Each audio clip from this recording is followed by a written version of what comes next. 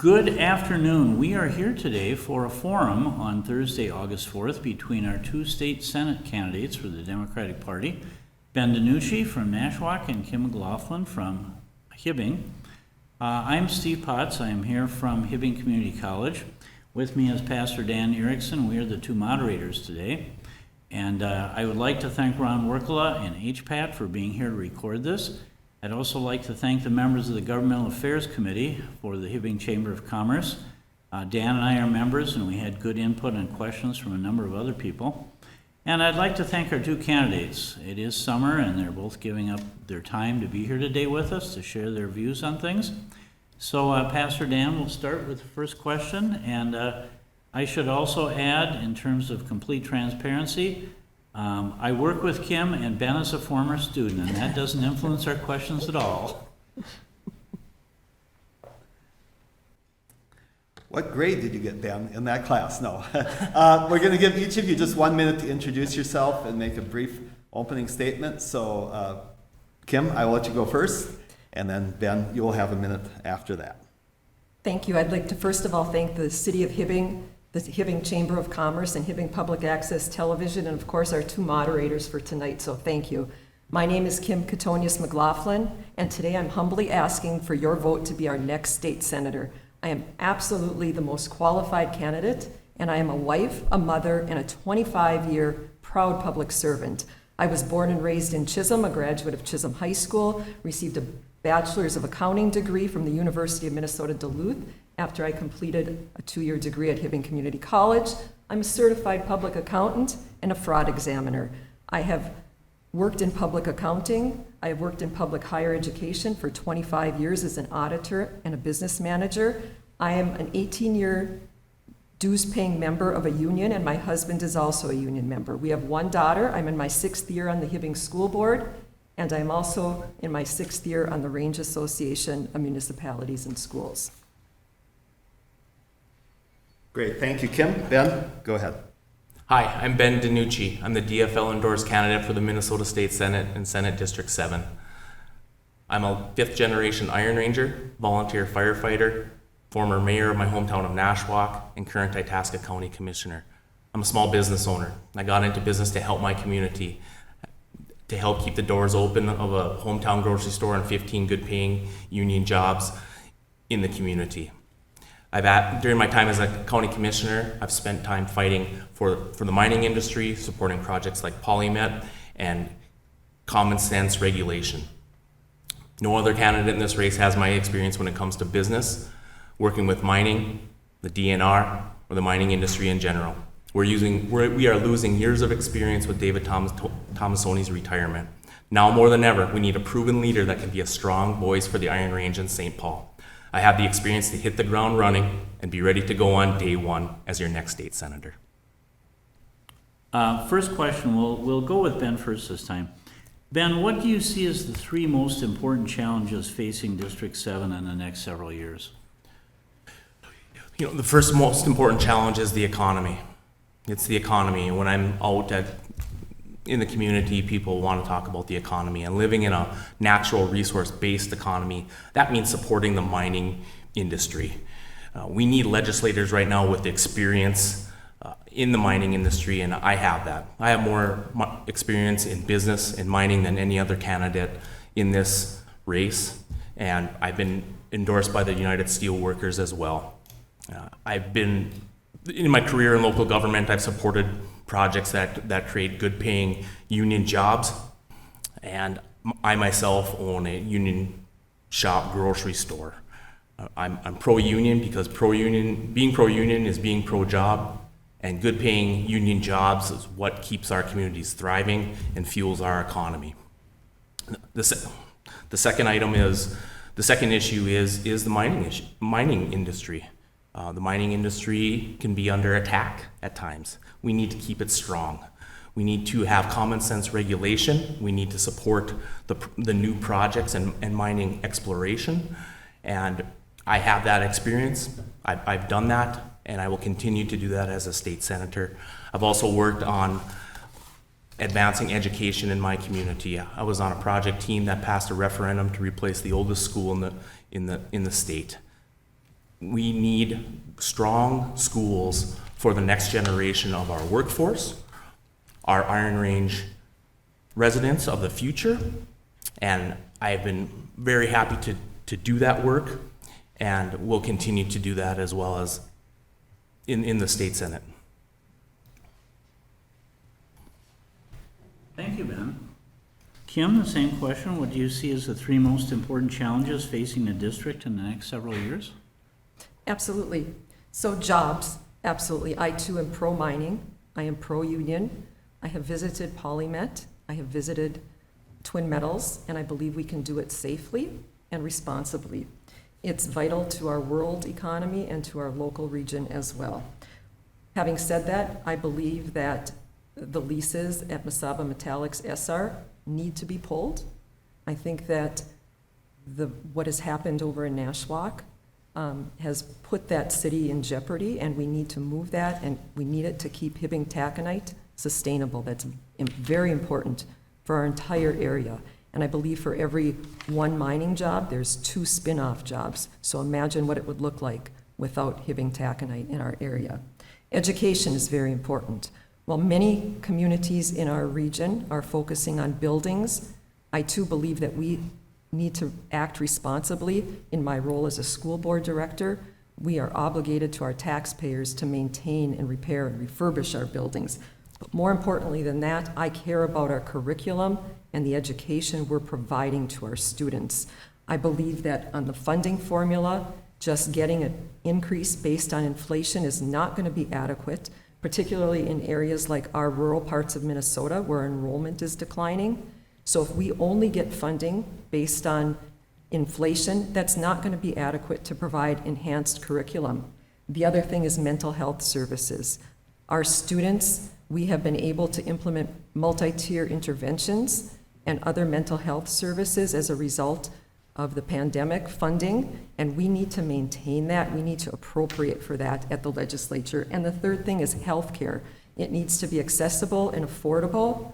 We need to make sure that we have a pipeline of healthcare practitioners that come up here. And I'm also caring about our EMS workers and the pipeline for those as well. Go ahead. A few questions, and it's Kim's turn first.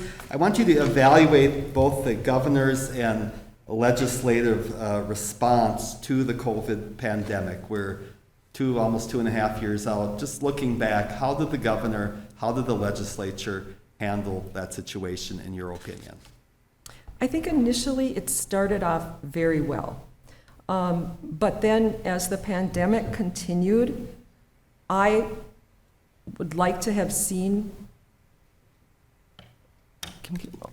I would have liked to have seen some additional statewide guidance, only because at the state level and the various commissions, they have much more data that's readily accessible.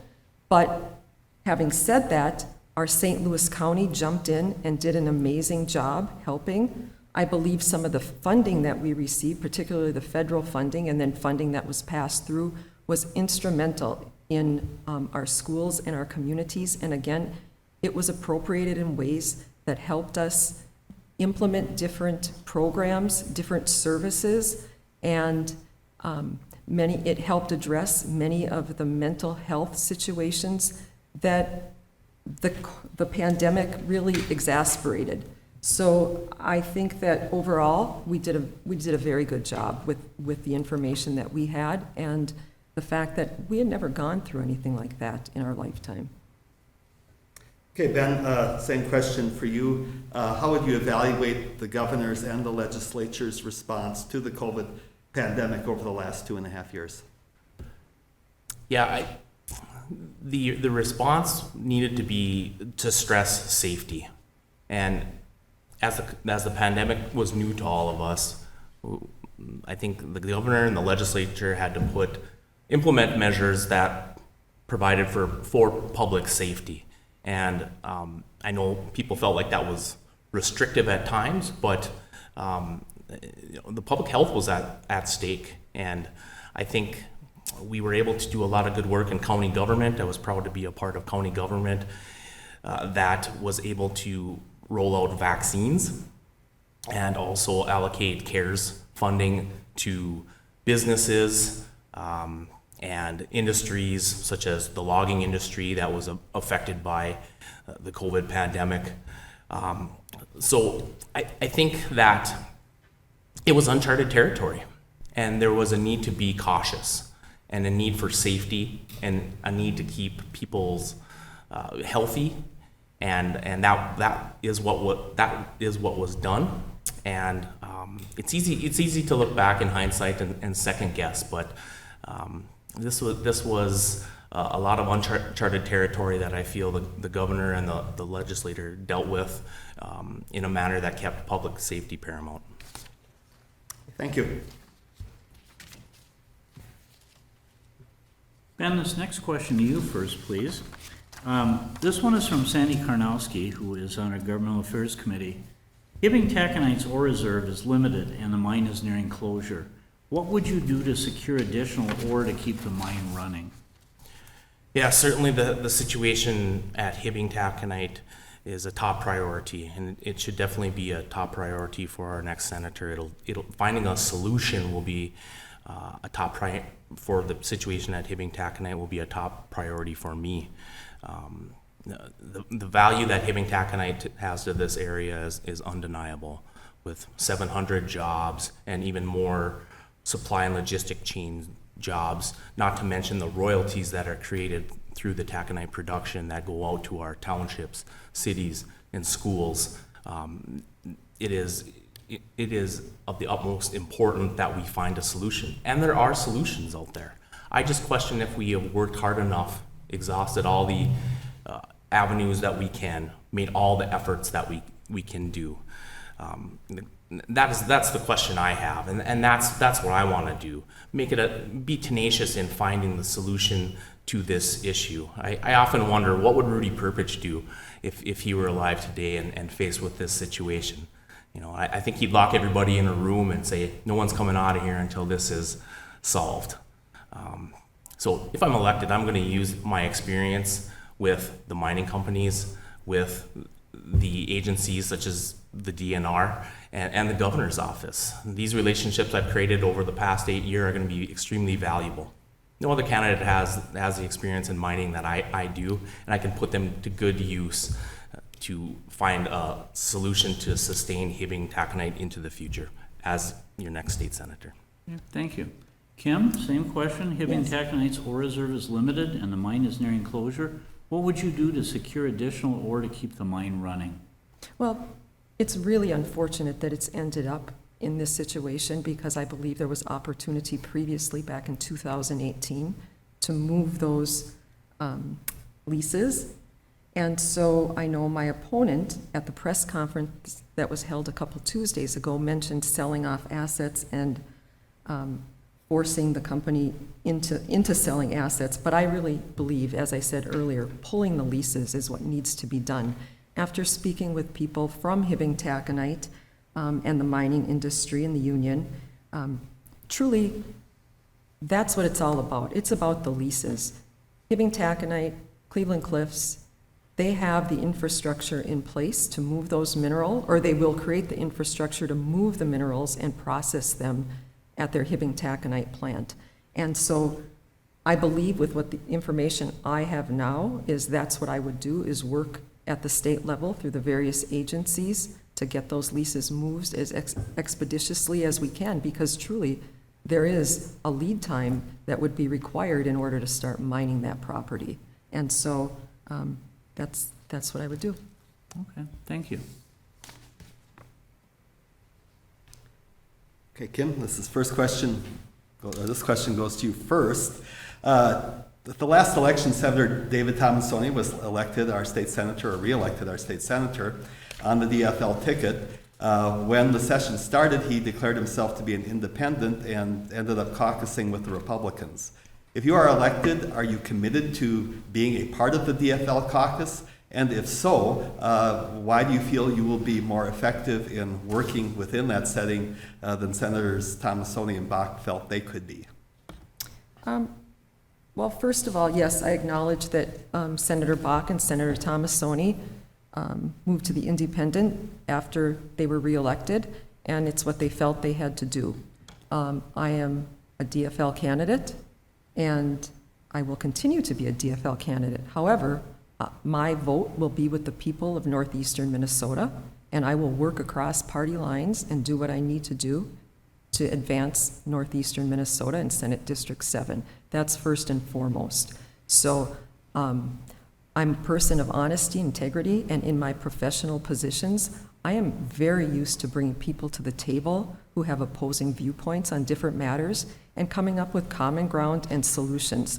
And so, hoping I'm answering the question, but yes, I am a DFL candidate, but I am committed and I have the ability to work across party lines. Okay, Ben, same question for you. As you know, Senator Tomassoni declared himself an independent, caucus with the Republicans. Are you committed to remaining as part of the DFL caucus if you're elected? And if so, why do you feel you'll be able to work within that caucus in a better way than Senator Tomassoni or Senator Bach felt they could? Well, first of all, I have to recognize the great work that Senator Bach and Senator Tomassoni have done, and those are very big shoes to fill. So the part of the question about being able to do better work than they have done, I think not having even won an election yet, that's a really tough question to answer. They've both been champions for the Iron Range, and certainly a lot of thought and discussion went into their decision to caucus with the Republicans.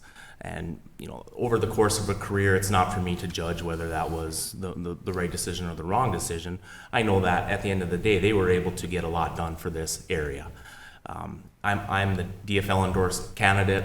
I'm committed to being a Democrat. I believe in the Democratic platform, but at the same time, being a rural Democrat is very different.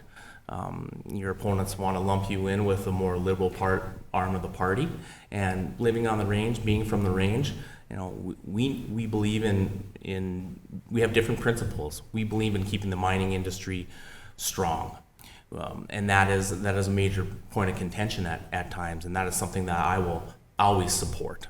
That being said, when I'm out in the community talking to folks, we have a $10 billion surplus in this state. And they want legislators that are going to get the work done to be able to allocate the money to fix our streets, to fund our schools, and address the long list of other needs we have in our communities. I believe our best chance to actually do that, to get the work done, get the people's work done, is through a DFL majority in the Senate. That's what I'm committed to doing. I'm committed to doing the work of the people of the Iron Range. Thank you.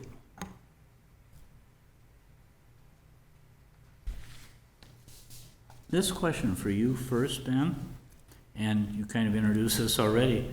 Our state legislature seems deadlocked on many important issues, and the mood there is very negative.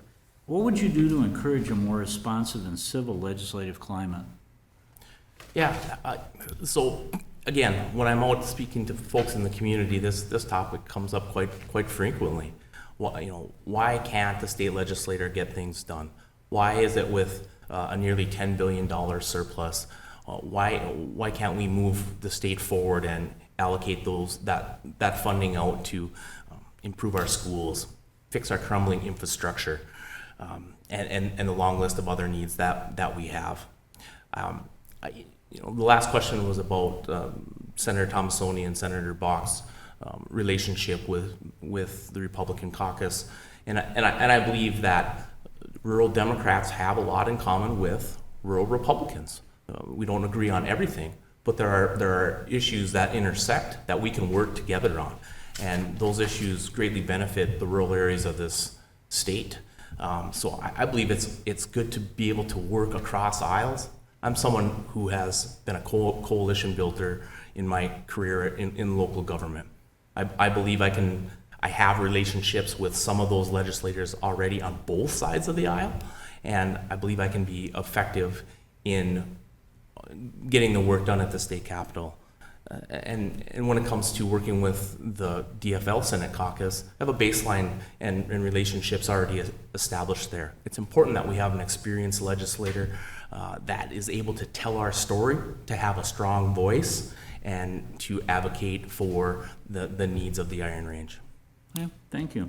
Kim, the same question. Our state legislature seems deadlocked on many important issues, and the mood there is very negative. What would you do to encourage a more responsive and civil legislative climate?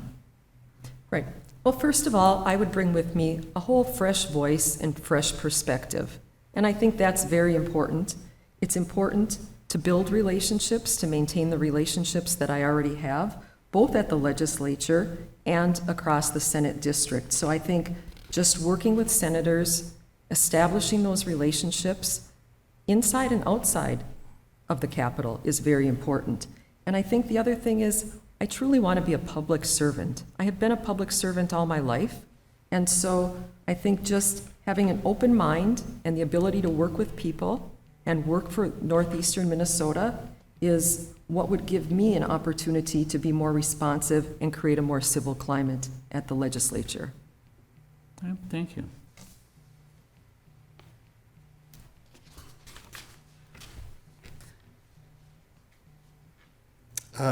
Kim, your first voters are concerned about increases in property taxes. What do you plan to do to reduce the tax burden on voters? Right. I too am concerned about property taxes in many parts of our Senate District 7. And so what can I do going forward?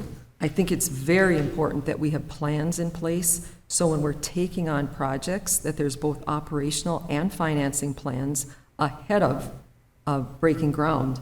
But I think one thing we have to do is work to create jobs and diversify our economy because that's going to add to our tax base. I am very concerned about Itasca County and the judicial building that's been started and the property tax increase and the sales tax increase that are looming, coupled with the additional property tax increases in Nashwauk. I think about the poor people in Nashwauk and what it might look like for them, and I am extremely concerned.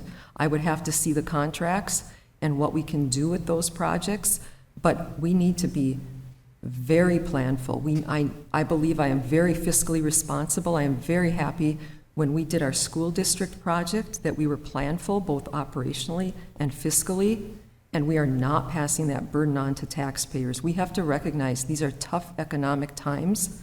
Our future in mining is very uncertain right now. And so again, we need to preserve those relationships, preserve those good jobs, but at the same time, we have to work to diversify our economy and draw and attract others to our local area. Thank you, Kim. Ben, the same questions. Voters concerned about increases in property taxes. What do you plan to do to reduce the tax burden on the voters? Yeah, it's pretty simple. It's do the work at the legislature that we need to get done to be able to increase local government aid. You know, again, with a $10 billion surplus, our communities rely on local government aid. And that money is sitting on the table. We need to get that out into our communities to fix roads, to replace water towers, and replace our crumbling infrastructure. Along with that is county program aid. With no action at the state capitol, county program aid comes to a grinding halt. And that is equally important to local government aid that we rely on here in northern Minnesota. I think another good point is that we could take a look at increasing the taconite homestead credit. I think there's an opportunity to do that, and that hasn't been done for a while. My opponent is correct. No one knows the pressures of increased property taxes better than me as a county commissioner, and no one knows the jail project that was a state mandate in Itasca County better than I do. We researched it. We held 30 town hall meetings to get input from the public, and there was overwhelming public support for the decision to move the jail project forward in the manner we did. It was the only option. In addition, we worked really hard to get a local option sales tax on the ballot, so voters will have the opportunity to decide how the jail bond is paid for. either through an increase to property taxes, which is an option, or for voting for the first ever local option sales tax in Itasca County, which spreads the funding for the payment around through people who are making purchases. Yeah, I'm the candidate in this race that has worked the most on economic development. I am someone who has researched an economic development contract to provide additional resources to our small communities to help them increase their tax base and address the property tax concerns that they have. Okay, thank you.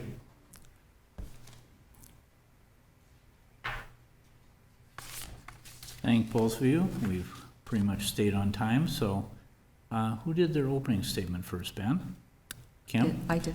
Ben, you get the first for the closing statement, 2 minutes, and then Kim. We'll do 2 minutes. Yep, that's what All right. Well, thank you very much. When David Tomasoni announced his retirement, I didn't have to wait to enter this election. I announced my candidacy as soon as I could. And I'm not doing this on a lark. I'm running because I'm the best qualified, most experienced candidate. Serving the people of Senate District 7 is a natural extension of the work I've already been doing in local government. Sustaining mining into the future and bringing green steel making to the range, investing in our schools, supporting our teachers and students, and creating and retaining good paying union jobs. This is the work I've been doing, and it's the work I'm passionate about. I'm not as interested in extreme politics. When lawmakers choose politics over people, we suffer. My whole career has been based on serving the community. I've been effective in local government, and I know I can be effective in state government. I know the value of getting things done. And now more than ever, we need people in St. Paul that can get the work done for us here at home. But I need your support to be able to continue to do that work, and I'm asking for your vote on August 9th. Thank you.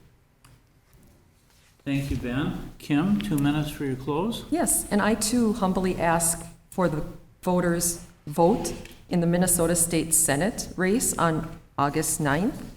And I would ask that DFL voters and all Northlanders think through very carefully, not necessarily who has all the titles, but who has effectively done the work of leading at various levels in government. Not who has political connections, but who is connected with the people that they'll represent. Not who got into the race because they have something to gain, but who got into the race because they did not want to see the people of the Northland lose.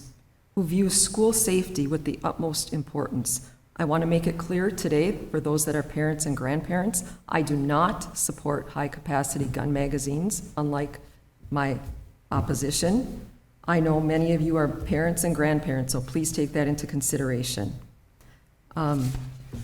So I will work for the entire Senate District 7. I will not use my titles, but I will use my education and my experience and dig into matters to the best of my ability to advance and serve the entire Northland. So please vote Kim Catonius Mclaughlin on August 9th. And if you'd like to learn more, please visit kimformnsd7@gmail.com. Thank you both very much for coming in today, giving us your time and sharing your views. We wish both of you good luck next Tuesday. And we're done.